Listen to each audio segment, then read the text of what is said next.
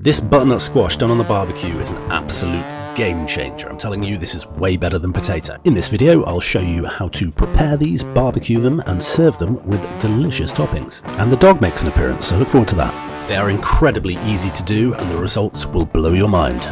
So let's barbecue. Now, 2025 was the first year I've ever tried to grow anything, and I managed to grow these two butternut squashes. Mrs. Barbecue says they look like the ugly sisters, and she has a point, the one on the right does look like her sister.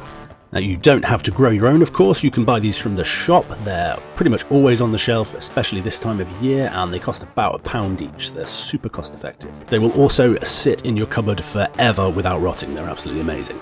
Now, the first thing you want to do is chop their head off and then slice them in half. Just be careful doing this because they are quite tough.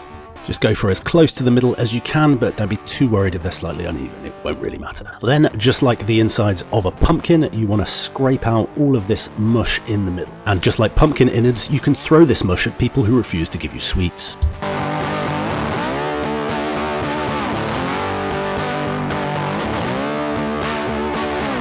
Both of these being thoroughly demushed, it is now time to score them with a knife. Just roughly 1 centimetre apart, in a crisscross pattern, do straight lines into your butternut squash. This will help shorten the cooking time.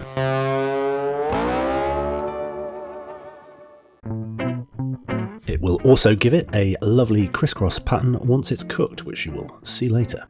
Once you have done this with one of the butternut squash, if you are indeed doing a second one, it doesn't matter what shape it is, just repeat exactly the same process.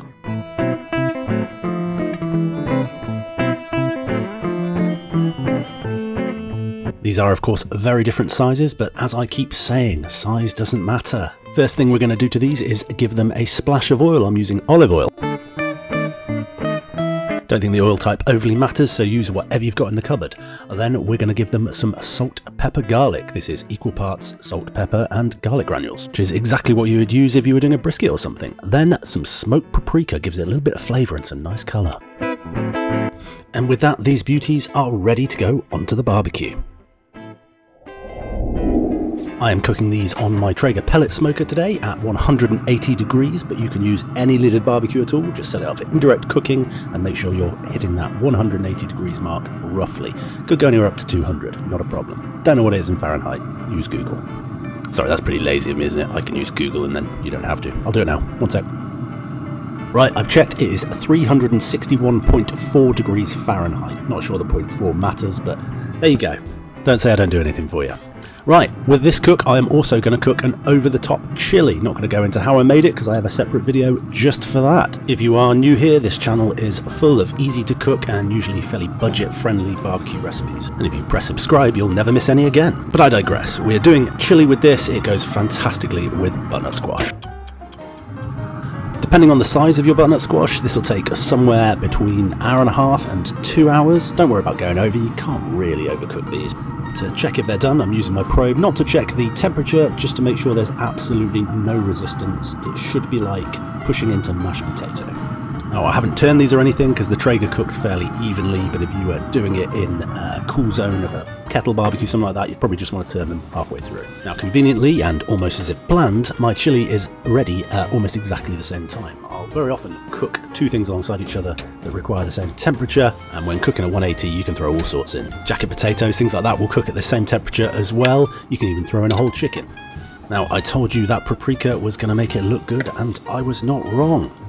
These look and smell absolutely fantastic. You can see that they've slightly separated where we've scored down it, which has helped them cook all the way down and got that flavour deep into the butternut squash. But you don't have to use paprika, do experiment. Perhaps some barbecue rub on these would be nice. Have fun.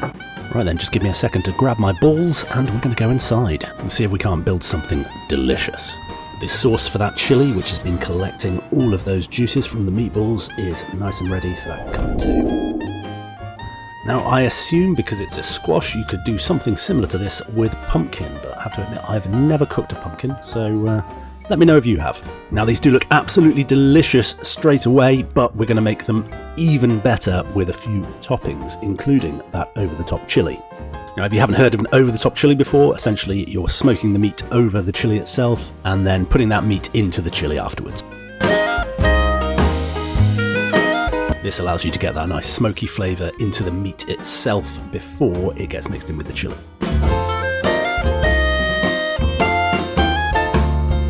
And you can see these meatballs have taken on a lovely bit of smoke, and I can't resist a cheeky taste. And then we just stir it in. Oh, wow, we're nice and close, aren't we? This is very intimate. Right, I'm going to start off with a seductive layer of butter. I always use fresh butter, none of this margarine nonsense. Now, I was very happy with myself that I got these for free because I grew them myself, but actually they weren't free because this is my first year having an allotment and I spent about 500 quid on that thing so far.